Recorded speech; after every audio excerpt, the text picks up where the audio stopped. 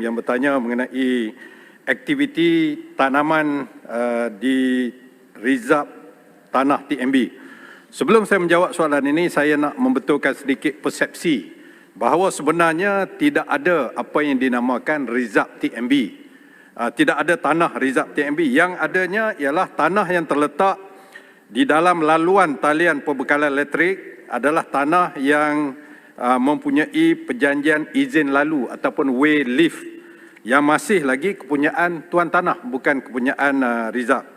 Manakala TMB adalah pihak lisensi, pemegang lisens yang menggunakan tanah itu untuk memasang dan menyelenggara talian perbekalan elektrik serta bertanggungjawab memastikan keselamatan ke atas talian perbekalan elektrik. Untuk soalan yang berhormat Tanjung Malim, saya ingin menyatakan bahawa ya, untuk tanah-tanah ini dibenarkan aktiviti penanaman bukan saja sayur dan tanaman jangka pendek, tapi disebut tanaman kontan, cash crop, dan juga boleh digunakan sebagai padang ragut di bawah talian itu dengan syarat ianya memenuhi apa yang telah dikeluarkan oleh Suruhanjaya Tenaga ataupun ST yang telah mengeluarkan ini satu garis panduan, dipanggil garis panduan izin lalu talian perbekalan elektrik yang mengandungi garis panduan pelaksanaan aktiviti penggunaan tanah dan sebagainya. Jadi untuk ini, apa yang perlu dilakukan ataupun syarat yang ditetapkan antaranya ialah ketinggian pokok itu tidak melebihi 6 kaki tinggi ataupun 1.8 meter. Ini atas sebab-sebab faktor keselamatan. Jadi apa yang perlu dilakukan oleh seseorang yang berminat untuk menggunakan tanah di bawah talian ini adalah pertama mendapat kebenaran tuan tanah.